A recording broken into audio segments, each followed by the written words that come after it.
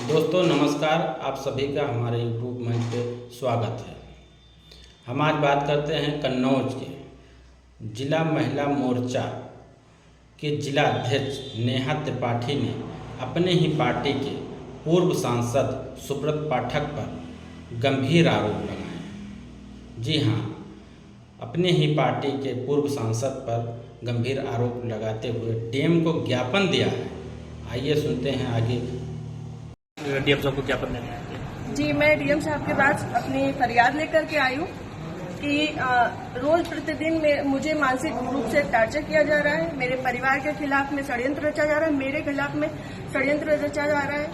और ये षड्यंत्र के सूत्रधार जो है वो आदरणीय हमारे पूर्व सांसद सुब्रत पाठक जी, जिन्होंने हमारे गेस्ट हाउस को लेकर के हमें ये कहा कि हम भू माफिया हैं। मैं आप सब लोगों को ये बात को अवगत करा देती हूँ कि हमारी जितनी भी जमीनें हैं 35-40 बीघे से ज्यादा जमीन नहीं, और जिसमें हम मेरे खुद के नाम पे सिर्फ 3 बीघे जमीन है। और 3 बीघे जमीन वाली महिला कैसे भूमाफिया हो सकती है? और 35-40 बीघे की जमीन में हम मेरे ससुर साहब, मेरी सासू माँ, मेरे हस्बैंड और मेरे देवर देवरानी 6 लोग आते हैं। इतनी सी जमीन में कैसे लोग भूमाफिया हो जाते हैं? जो ये बड़ा उससे कह रहे हैं कि चपुन्ना के भूमाफिया। और रही बात मेरे गेस्ट हाउस की, राधा रानी गेस्ट हाउस की, तो आज इन्हें ये पर लग रहा है कि वो हमने सरकारी भूमि में बनाया है, अवैध जमीन पे कब्जा किया है। तब क्यों नहीं लग रहा था जब 5 साल से उसी में दावतें खा रहे थे, भारतीय जनता पार्टी की मीटिंगें कर रहे थे, हमारा पैसा खर्च करवा रहे थे, रोज मीटिंगें हो रही थी, तब क्यों नहीं ये आपको लग रहा था? आप पूर्व सांसद के ऊपर एक आरोप लगा रहे हैं। बिल्कुल, आप भी बीजेपी के कार्यकर्ता? मैं बीजेपी की कार्यकर्ता हूँ और बीजेपी में ही काम करती हूँ शुरू से लेके लास्ट तक। जब तक मेरा जीवन मुझे अलाउ करेगा, जब तक ये कन्नौज के नेता मुझे सहज भारतीय जनता पार्टी में रहने देंगे, तब तक मैं भारतीय जनता पार्टी की ही सदस्य हूँ। पार्टी में आपने इसकी उच्च पद के लोगों से शिकायत की है? मैंने ये इस विषय के बारे में यहाँ से लेकर प्रदेश अध्यक्ष तक को सबको सारी बातें पता है, और आज से नहीं पता है, ये पिछले 2 सालों से पता है। मेरे पिताजी, मेरे ससुर साहब, मेरे हस्बैंड, हम सब लोगों के लिए हत्या तक का मतलब षड्यंत्र रचा जा चुका है, और विगत के चुनाव के निर्णय के बाद ही रचा गया।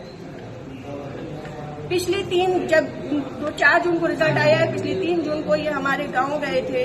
हमारे गांव जाकर के इन्होंने, हमारे राइवल्स हैं जो, उनके घर जाकर के इन्होंने 2 घंटे की बैठक रखी जिसमें षड्यंत्र रचा गया। और उसके बाद ही उसी दिन इनके एक प्रमुख कार्यकर्ता कहिए, चमचे कहिए, कुछ भी कहिए, वो जीतू त्रिपाठी, उन्होंने मेरे ससुर साहब को फोन किया, जिसकी मैं रिकॉर्डिंग आप सबको भेजूंगी और चाहूंगी कि मीडिया में आप चलाएं। उन्होंने मेरे ससुर साहब को धमकी दी कि अगर चपुन्ना चुनाव नहीं जीता तो आपको 4 तारीख के बाद देख लिया जाएगा। उसके बाद से ये सारा षड्यंत्र रचा गया। क्या चुनाव हरवाने में आपका भी श्रेय जाता है? मैं भारतीय जिस जनता तरीके पार्टी से वो आरोप लगा रहे हैं, क्या वो कुछ भी कहे? वो तो ये भी कह रहे हैं कि भाई नेहा त्रिपाठी ने 20 लाख रुपए ले लिए थे सपा से। वो तो उनका मुंह है, कुछ भी कह सकते हैं।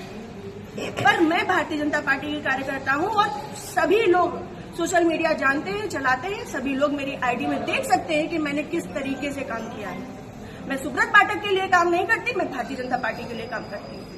आपने प्रशासन और पुलिस से शिकायत की इस बारे में? जी, मैंने पिछली 25 तारीख को प्रशासन पुलिस से शिकायत की थी, जिसमें सीओजी की टीम गठित है, और अभी तक कोई भी पकड़ा नहीं गया है। क्या मानती है पुलिस, प्रशासन और पुलिस दोनों लापरवाही कर रहा है?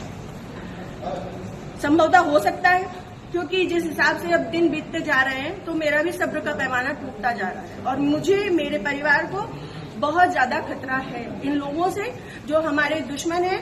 क्योंकि सुब्रत पाठक जी ने, हमारे जो राइवल्स हैं, सभी आजीवन कारावास के मुजरिम हैं। सभी आजीवन कारावास के मुजरिम हैं। मैंने इसमें लिख के भी दिया है।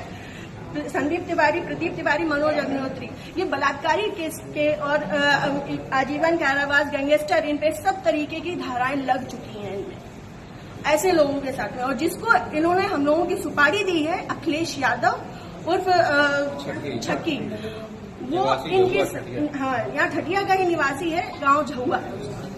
वो इन लोगों के साथ में सुब्रत पाठक के साथ में भी जेल में रहा है और इन लोगों के साथ में भी जेल में रहा है और अभी फरार है। और इन लोगों की मोटरसाइकिल भी उनके पास है, अभी तक वो भी बरामद नहीं हुई। ये लोग सिर्फ मेरा मानसिक, शारीरिक और चारित्रिक शोषण करते आ रहे हैं 2 साल से। मैं 3 साल से मैं बहुत ज्यादा परेशान हो चुकी हूँ।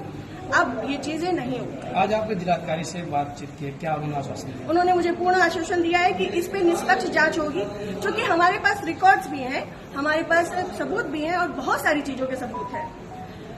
समय आने पे मैं वो सब आपके सामने रखूंगी।